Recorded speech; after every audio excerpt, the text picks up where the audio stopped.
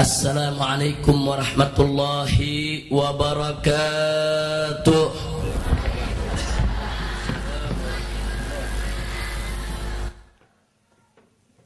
Bismillah walhamdulillah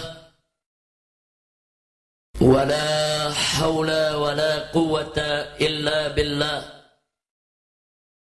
Ashhadu an la ilaha illallah wahdahu la syarika lah wa ashhadu anna sayyidana Muhammadan abduhu wa rasuluh la nabiyya ba'dah. Allahumma salli wa sallim wa barik ala sayyidina wa habibina wa syafi'ina wa maulana nabiyyina Muhammadin wa ala alihi at-tahirin at-tayyibin wa ashabihi al-ghurril mayamin wa man tabi'ahum bi ihsanin ila yaumiddin.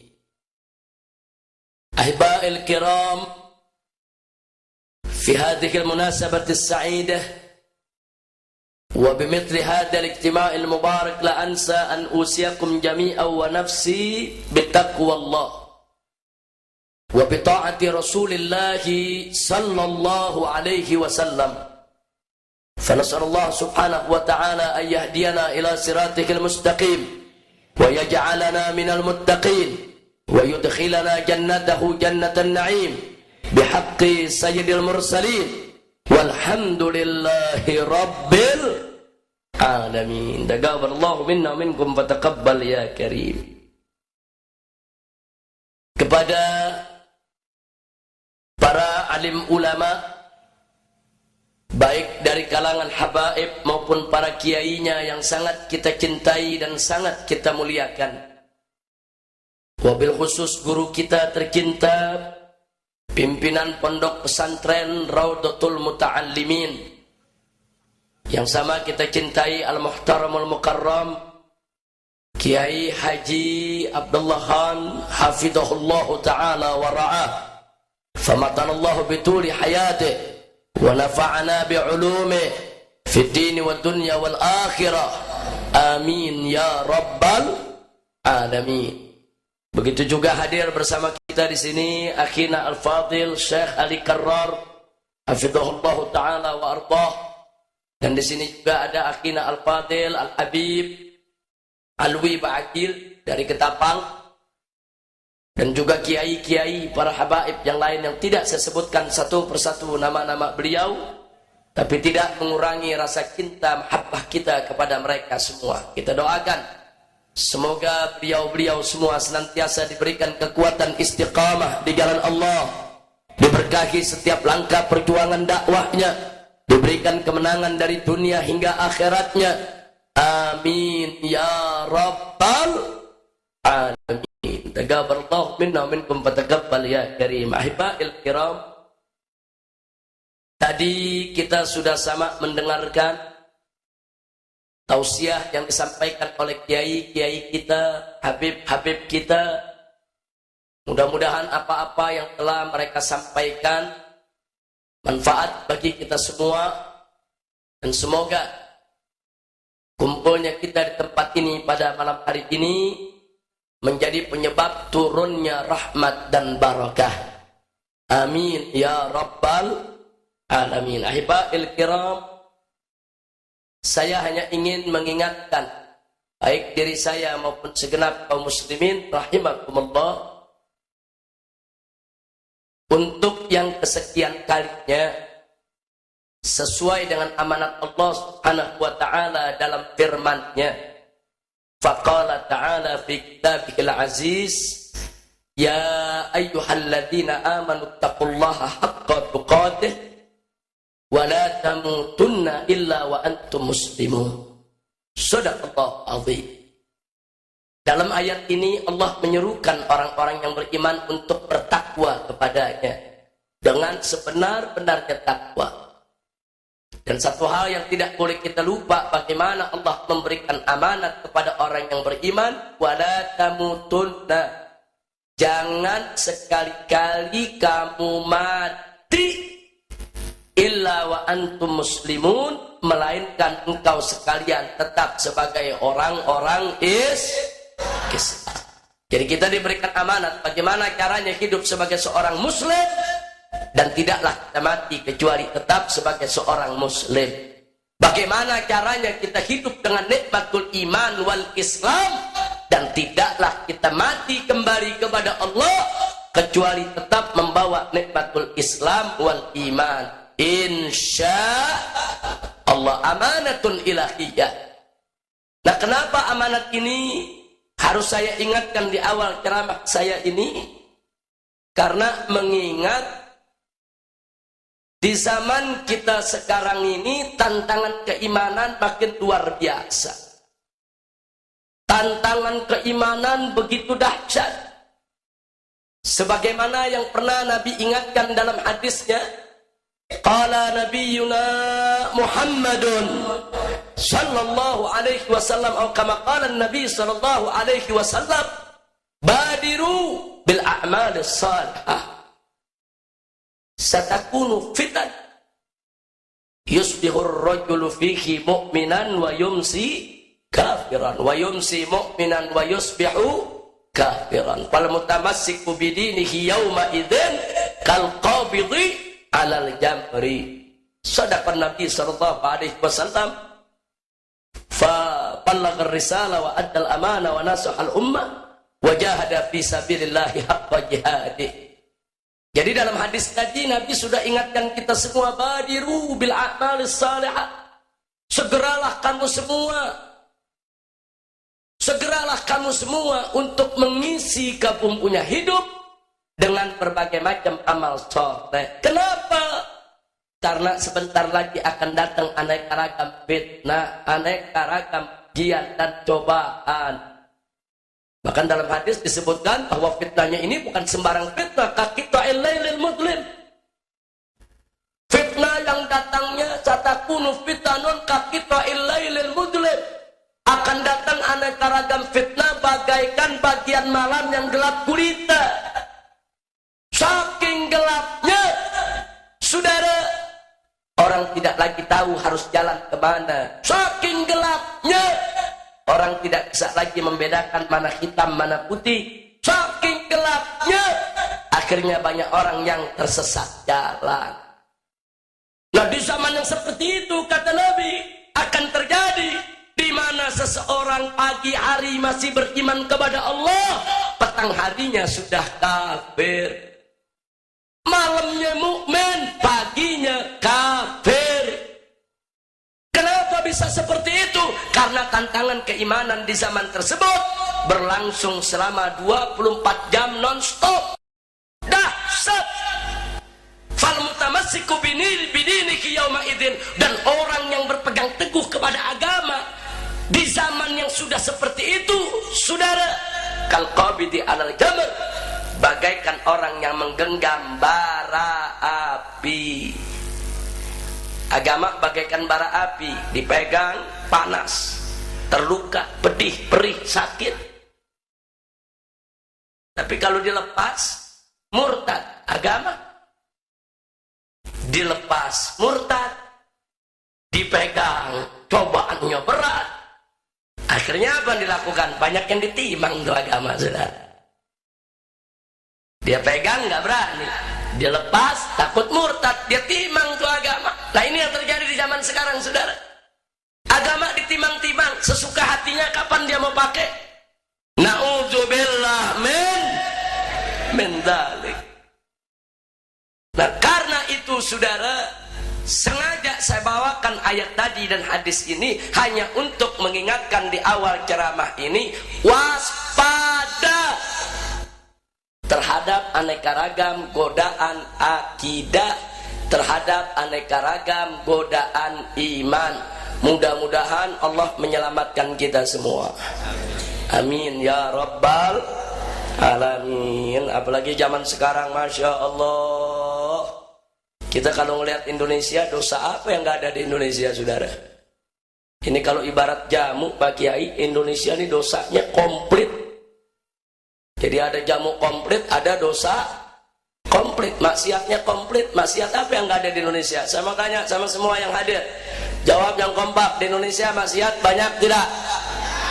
Minuman keras, judi. Jawab yang kompak, yang nggak jawab jangan-jangan bandar itu.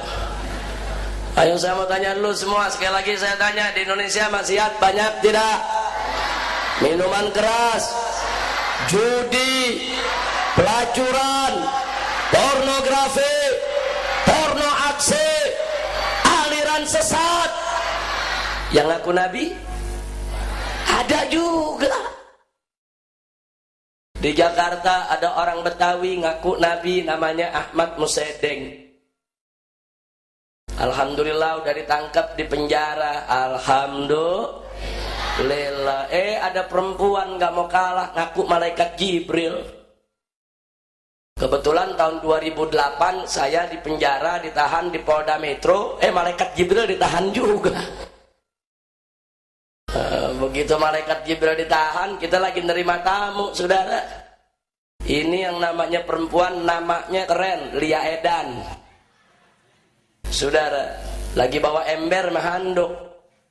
Terus ada tamu yang nanya sama polisi, Pak tuh mau kemana? Mau ke Jamban. Malaikat Jibril ke Jamban. Kacau ini negeri, kacau tidak? Kacau tidak? Orang Garut nggak mau kalah. Kota Garut tuh di Jawa Barat nggak mau kalah. Tahun kemarin 1 tahun 3 orang ngaku nabi. Makanya kota Garut dulu dijuluki kota dodol, sekarang kota nabi. Nabi palsu, saudara. Yang pertama namanya Nabi Sensen. Yang kedua Nabi Durrohim. Yang ketiga Nabi Sukiman. Ini kita punya negeri, saudara. Semua akhirnya diurus oleh polisi, ditangkap. Alhamdulillah. Orang Cirebon nggak mau kalah. Orang Cirebon, saudara, nggak tanggung-tanggung ngaku Tuhan. Ditangkap sama polisi.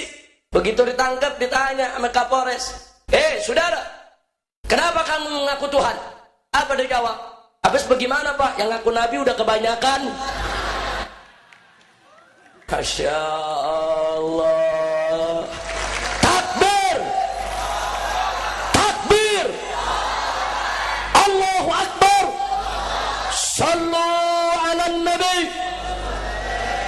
Salli wa sallim alaihi. Nah, itu fenomena Indonesia, saudara. Masya Allah, di Jawa Timur ada juga yang ngaku Nabi. Gatot Kewardana. Nabi Gatot. Udah kacau, udah. Makanya hati-hati jaga iman, hati-hati jaga akidah. Makanya kita bangga sama polisi Indonesia. Polisi Indonesia paling hebat di dunia. Bagaimana enggak? Nabi, malaikat, Tuhan ditangkap semua. Masya Allah. Ini luar biasa. Mudah-mudahan polisi-polisi yang suka nangkepin Nabi palsu, malaikat palsu, Tuhan palsu diberkahi oleh Allah. Amin ya rabbal alamin. Nah, saudara, di sini yang ingin saya garis bawahi, fenomena aneka ragam aliran sesat, fenomena nabi-nabi palsu di berbagai tempat, semuanya tidak terlepas dari propaganda kaum liberal di Indonesia yang selalu berupaya untuk membela dan melindungi mereka. Tidak ada satupun aliran sesat di Indonesia yang tidak dibela oleh kelompok liberal, saudara. Mereka tidak akan pernah berhenti, terus-menerus berupaya untuk memadamkan cahaya agama Allah. Allah sudah nyatakan dalam Al-Quranul Karim, A'udzu billahi minasyaitonir rajim. Bismillahirrahmanirrahim. Yuriduna liyutfi'u nurallah biafwahihim wallahu mutimmu nurih walau karihal kafirun. Huwallazi arsala rasulahu bil huda wa dinil haq liyudhhirahu 'ala ad-din kullih walau karihal musyrikun. Shadaqallahul azim. Tegas Allah sudah memberitahukan kita dalam surat Shaf 2 ayat berturut-turut, saudara, di mana Allah kasih tahu tentang tingkah laku musuh-musuh Allah. tingkah laku musuh-musuh Islam, tingkah laku musuh-musuh agama kita. Allah nyatakan yuridun, kita punya musuh itu semua senantiasa menginginkan apa yang mereka kehendaki, liyutfi'u, untuk memadamkan nurullah, cahaya Allah, yaitu agama Allah, hukum Allah, syariat Allah, aturan Allah, bi'afwahihim, dengan mulut-mulut mereka, dengan statement-statement mereka, ucapan-ucapan mereka, perkataan-perkataan mereka, pernyataan-pernyataan mereka yang di zaman sekarang ini bisa disebarluaskan lewat berbagai macam jejaring sosial, lewat berbagai macam aplikasi internet, lewat Twitter, lewat Facebook, lewat website, lewat internet dan lain sebagainya. Saudara, pernyataan itu mereka sebarluaskan, tujuannya untuk memadamkan cahaya Allah. Tapi Allah berjanji, wallahu mutimmu nurih, dan Allah pasti akan menjadi penyempurna cahayanya, walau karihal kafirun, walaupun orang-orang kafir benci. Bahkan di ayat berikut Allah nyatakan, huwallazi arsala rasulahu bil huda wa dinil haq, dialah Allah yang telah mengutus rasulnya dengan petunjuk wa dinil haq, dan dengan agama yang hak. Untuk apa? Yudhirahu ala dini kulli, untuk Allah menangkan di atas agama-agama yang lain. Saudara, di atas semua agama yang ada, walau karihal musyrikun, walaupun orang-orang musyrik benci. Pelajaran apa yang kita bisa dapatkan dari dua ayat barusan, saudara? Pertama, ada info ilahi bahwa musuh Islam akan terus-menerus berupaya untuk memadamkan Islam, sehingga umat Islam wajib untuk selalu waspada dalam rangka menghadapi mereka. Yang kedua, bahwasanya Allah berjanji Allah akan memenangkan agamanya, Allah akan menyempurnakan cahayanya. Artinya umat Islam yang memperjuangkan agama Allah, mereka tidak akan dibiarkan terpojok, mereka tidak akan dibiarkan kalah sendirian, saudara. Tidak, karenanya pejuang-pejuang Islam tidak boleh putus asa. Pejuang-pejuang Islam harus sabar, harus tegar, walaupun dicaci maki, walaupun dibenci, walaupun difitnah, walaupun dipenjara, walaupun dibunuh sekaligus, saudara. Harus berjuang untuk Allah dan Rasulnya. Takbir. Janji Allah, innallaha la yukhliful mi'ad, sesungguhnya Allah tidak mengingkari janjinya, dan mustahil Allah mengingkari janjinya, saudara. Hanya tinggal bagaimana kita menanamkan keikhlasan dalam berjuang, bagaimana kita menanamkan sabar di dalam perjuangan, dan tawakal, selalu menyerahkan diri kepada Allah Subhanahu wa ta'ala. Nah, sekarang kembali kepada persoalan liberal. Mari kita lihat, barusan sebagian sudah dibahas oleh Habib Muhsin bin Ahmad Al-Attas, sudah dibahas oleh Kiai Haji Misbahul Anam. Saudara, saya hanya ingin ingatkan, kelompok liberal di Indonesia tidak akan pernah berhenti untuk menghancurkan Islam di negeri ini, saudara. Tidak akan pernah berhenti dengan berbagai macam cara. Mari kita buktikan. Dulu tatkala umat Islam di mana-mana, saudara, sudah menguak dengan pornografi, porno aksi yang ditayangkan setiap hari oleh televisi, umat Islam melakukan gerakan minta kepada pemerintah agar dibuat undang-undang anti pornografi. Di mana-mana daerah umat Islam turun, pondok-pondok pesantren turun ke jalan, kiai-kiai dari NU, dari Muhammadiyah, dari FPI dan lain sebagainya, saudara. Lalu apa yang dilakukan kelompok liberal? Mereka juga turun ke jalan. Mereka bayar orang-orang yang bisa dibayar. Mereka turun juga ke jalan untuk menolak. Tidak boleh ada undang-undang yang melarang pornografi di Republik ini, saudara. Sampai terjadi benturan. Sampai terjadi benturan. Saudara, hanya gara-gara persoalan undang-undang pornografi, bagaimana posko-posko FPI di orang-orang yang tidak bertanggung jawab. Tapi umat Islam dari berbagai macam elemen tidak peduli, maju terus. Sampai akhirnya DPR mengetuk palu, undang-undang pornografi diberlakukan. Alhamdulillah. Tapi apa liberal berhenti? Enggak, saudara. Begitu mereka tahu mereka kalah, undang-undang itu diberlakukan, mereka gugat undang-undang pornografi ke Mahkamah Konstitusi. Mereka gugat. Andai kata gugatan mereka dikabulkan oleh Mahkamah Konstitusi, maka perjuangan umat Islam yang sudah bertahun-tahun akan kandas begitu saja, saudara. Lagi-lagi Majelis Ulama Indonesia menjadi lokomotif, mengajak Muhammadiyah, mengajak NU, mengajak ormas-ormas Islam, termasuk FPI. Kita lawan mereka rame-rame di Mahkamah Konstitusi, saudara. Berbulan-bulan di sidang, dan akhirnya alhamdulillah, akhirnya tuntutan mereka ditolak oleh Mahkamah Konstitusi. Alhamdulillah, kalah lagi liberal, saudara. Lalu apa setelah itu mereka diam? Tidak, saudara. Mereka tidak diam. Mana lagi yang bisa mereka gugat? Oh, undang-undang penodaan agama yang terdiri dari Perpres nomor 1 tahun 1965, Undang-Undang nomor 5 tahun 1969, lalu KUHP pasal 156A, yang selama ini undang-undang tersebut digunakan untuk menangkap aliran-aliran sesat, untuk menangkap nabi-nabi palsu, untuk menangkap ajaran-ajaran palsu, saudara. Digugat. Andai kata gugatan mereka dikabulkan, maka tidak ada satupun aliran sesat di Indonesia yang boleh dibubarkan, saudara. Andai kata gugatan mereka dikabulkan, maka orang mengaku Tuhan bebas, tidak bisa diproses secara hukum, saudara. Ini mereka yang lakukan. Enggak berhenti kelompok liberal, kita lawan lagi mereka.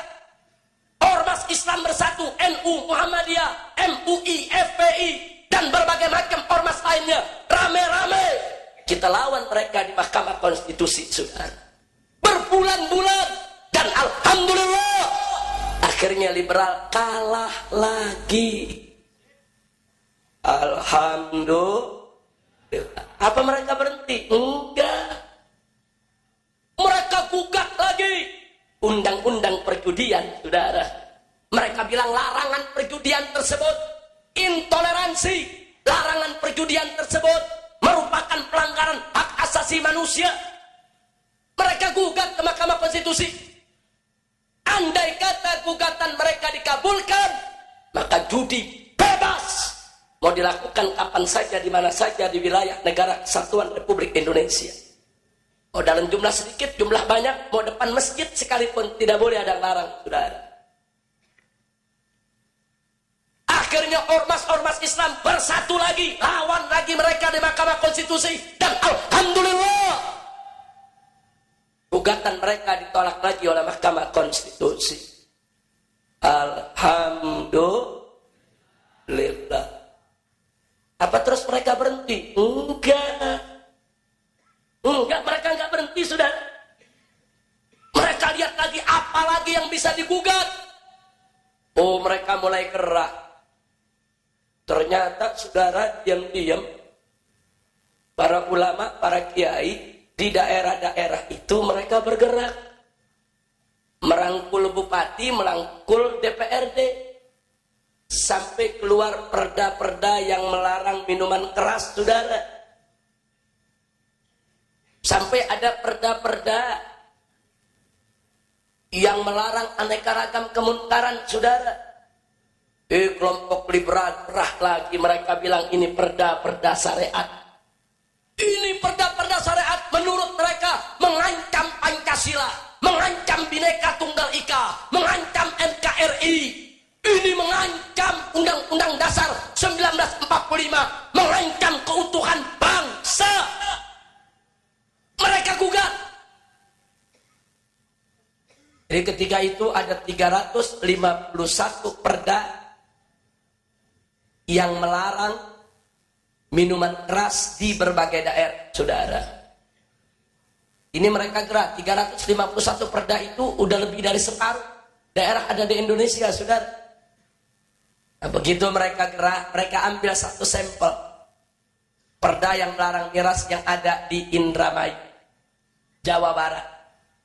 Karena ini perdanya melarang total, sama sekali minuman keras tidak boleh ada, saudara, di Indramayu.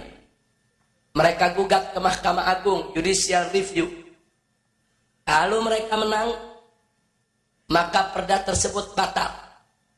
Dan kalau perda tersebut batal dengan putusan MA, maka 350 perda yang lainnya, saudara, akan ikut batal. Karena itu merupakan jurisprudensi putusan Mahkamah Agung, saudara. Sengaja ini saya sampaikan supaya Anda tahu, liberal itu punya gerakan strategis. Mereka punya gerakan, saudara, terus menerus untuk menggerogoti Islam. Mereka nggak berhenti, saudara. Dan alhamdulillah begitu mereka gugat di Mahkamah Agung, dilawan oleh Bupati Indramayu, saudara, didukung oleh ulama-ulama se-Indramayu. Mereka lawan. Dan akhirnya liberal kalah lagi, saudara. Tapi begitu liberal kalah, apa mereka berhenti? Enggak. Kali ini mereka minta bantuan Komnas HAM. Sebab mereka di DPR kalah. Di Mahkamah Konstitusi kalah. Di Mahkamah Agung juga kalah. Sekarang mereka pakai jurus lain, saudara. Mereka minta bantuan Komnas HAM untuk tulis surat kepada Menteri Dalam Negeri yang isinya bahwa perda-perda minuman keras yang ada di daerah bertentangan dengan keputusan Presiden nomor 3 tahun, saudara, tahun 97. Karena putusan Presiden membolehkan minuman keras untuk diproduksi, untuk didistribusi, dan untuk diperjualbelikan di seluruh Indonesia, walaupun dengan batasan-batasan persentase, saudara. Tapi keputusan Presiden mengizinkan. Dalam tata hukum Indonesia tidak boleh ada perda yang menentang putusan yang lebih tinggi. Kalau Presiden membolehkan, perda nggak boleh melarang, saudara. Itu aturannya. Maka melalui Komnas HAM mereka tegur Menteri Dalam Negeri supaya perda-perda yang ada di daerah yang bertentangan dengan putusan Presiden harus segera dicabut. Dan ternyata Menteri Dalam Negeri terpengaruh, saudara, bikin surat. Seluruh kepala daerah dikirimi surat bahwa perda-perda yang melarang minuman keras di wilayah masing-masing harus dicabut. Jadi biar Anda tahu bagaimana orang-orang liberal ini nggak berhenti. Apa yang mereka bisa kerjakan, mereka kerjakan, saudara. Kali ini mereka sudah mulai menggunakan arogansi kekuasaan. Kalah di DPR, kalah di Mahkamah Konstitusi, kalah di Mahkamah Agung, saudara. Kali ini mereka mau coba-coba pakai kekuatan kekuasaan. Makanya Anda jangan kaget. Setelah itu terjadi, saya dan kawan-kawan di Front Pembela Islam di Jakarta mencoba mencari surat Menteri Dalam Negeri yang dikirim ke kepala-kepala daerah, saudara. Alhamdulillah kami dapat beberapa surat, kami baca, kami ada bukti. Ya, ternyata Menteri Dalam Negeri memang memerintahkan untuk mencabut perda-perda tadi, saudara.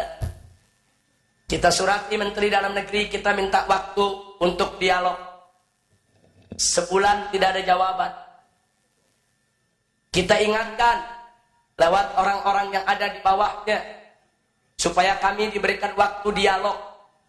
FPI ingin datang dialog, surat sudah dikirim. 1 bulan lagi kami tidak ada jawaban. Sudah 2 bulan. Kemudian laskar-laskar yang dibawa sudah gerah, minta izin kepada pimpinan supaya boleh untuk demo. Kami di FPI nggak boleh demo selama masih ada pintu dialog, saudara. Nggak boleh. Demo tidak boleh selama masih bisa dialog. Nah, tapi ternyata dialog sudah tidak bisa. Kita berikan ultimatum. Kalau Pak Menteri nggak mau dialog, apa boleh buat? Terpaksa laskar-laskar kami lepas untuk demo. Dan kami nggak tanggung jawab kalau laskar sudah demo. Kami sudah berupaya untuk dialog. Kalau laskar kami larang terus, nanti lama-lama laskar bilang apa? Ini Habib Rizik udah dibayar sama pabrik minuman keras. Orang demo aja nggak boleh. Dan itu nggak mungkin kami bisa lakukan lagi untuk meredamnya, saudara. Ternyata nggak dijawab juga. Akhirnya kami lepas tangan. Laskar datang ke Kementerian Dalam Negeri. Begitu laskar datang ke Kementerian Dalam Negeri, kami masih kirim SMS ke Bapak Menteri. Kami minta waktu dialog. Kalau Pak Menteri mau dialog, ini laskar dengan mudah kita bubarkan. Tetap tidak ada jawaban. Laskar di depan kantor Menteri minta kepada petugas yang ada, kami mau dialog dengan Pak Menteri. Apa jawab mereka? Menteri tidak ada waktu. Menteri sibuk. Jawaban-jawaban semacam ini tidak mudah diterima oleh laskar di bawah. Pak, Bu, laskar itu ibarat petasan. Ada yang sumbunya panjang, ada yang sumbunya pendek.